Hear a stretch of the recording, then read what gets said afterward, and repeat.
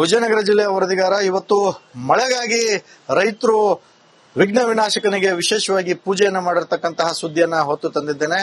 ವಿಜಯನಗರ ಜಿಲ್ಲೆಯ ಹೊಸಪೇಟೆಯ ಹೊರವಲಯದಲ್ಲಿರ್ತಕ್ಕಂತಹ ತುಂಗಭದ್ರಾ ಏನು ಜಲಾಶಯ ಇದೆ, ಅದರ ಕೆಳಭಾಗದಲ್ಲಿರ್ತಕ್ಕಂತಹ ರಾಷ್ಟ್ರೀಯ ಹೆದ್ದಾರಿ 50 ಬಳಿ ಇರತಕ್ಕಂತಹ ವಿಜಯ ಮಹಾಗಣಪತಿ ದೇಗುಲದಲ್ಲಿ ಇವತ್ತು ರೈತರು ಮಳೆಗಾಗಿ ವಿಶೇಷ ಪೂಜೆಯನ್ನ ಮಾಡಿದ್ದಾರೆ, ರುದ್ರಾಭಿಷೇಕವನ್ನ ಮಾಡಿದ್ದಾರೆ.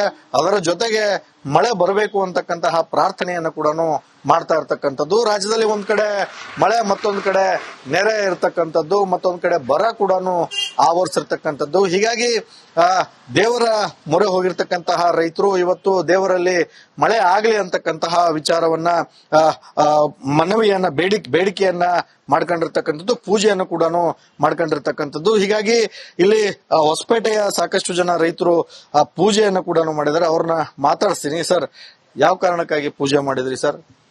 ಸರ್, ಇವತ್ತು ವಿಜಯ ಮಹಾಗಣಪತಿಗೆ ವಿಶೇಷ ರುದ್ರಾಭಿಷೇಕ ಮಾಡಿಸಿವಿ. ಇವತ್ತು ಮುಂಗಾರು ಮಳೆ ಕೈ ಕೊಟ್ಟಿದೆ ಸರ್. ಈಗ 9.5 TMC ನೀರು ಅಷ್ಟೇ ಸಂಗ್ರಹ ಆಗಿರೋದು. ಇವತ್ತು ಡಿ.ಕೆ. ಶಿವಕುಮಾರ್ ಮಾನ್ಯ ಸಿಎಂ ಅವರು ಏನ್ ಹೇಳ್ತಿದ್ದಾರೆ ಅಂದ್ರೆ, ಜಲಾಶಯ ನಂಬಿ ಯಾವುದೇ ರೀತಿಯಾಗಿ ಬಿತ್ತನೆ ಮಾಡಬಾರ್ದು ಅಂತ ಹೇಳ್ತಿದ್ದಾರೆ. ಇದು ಯಾವ ಲೆಕ್ಕ? ಅದೇ ರೀತಿಯಾಗಿ ನೀವು ಪರಿಹಾರಗೂ ಅದಕ್ಕೆ ತಕ್ಕಂಗೆ ಪರಿಹಾರಗೂ ಘೋಷಣೆ ಮಾಡಬೇಕಾಗಿತ್ತು.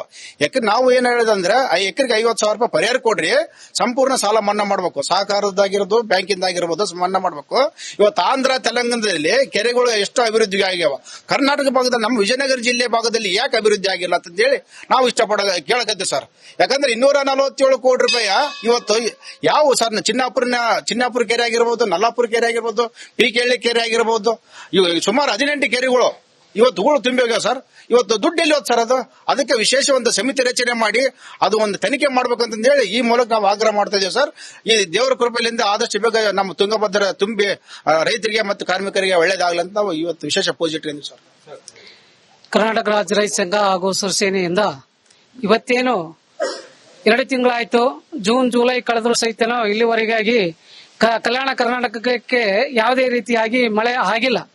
ಈಗ ಎಲ್ಲೋ ಮಲೆನಾಡದಲ್ಲಿ ಮಳೆ ಆದ್ರೆ ಇವತ್ತು ರಾಜ್ಯ ಸರ್ಕಾರದವರು ಇವತ್ತು ಎಲ್ಲ ಟಿವಿ ಬೋರ್ಡ್ಗಳಿಗೆ ರಾಜ್ಯದಲ್ಲಿ ರೈತರು ಯಾವುದೇ ರೀತಿಯಲ್ಲಿ ಮಳೆ ಬೆಳೆ ಈ ಬಿತ್ತನೆ ಮಾಡಬೇಡ್ರಿ, ಸಸಿ ಭತ್ತಗಳನ್ನು ಹಚ್ಚಬೇಡ್ರಿ ಅಂತೇಳಿ ಇವತ್ತು ಸರ್ಕಾರದ ನೋಟಿಸ್ ಅನ್ನು ಕಳಿಸಿದ್ದಾರೆ.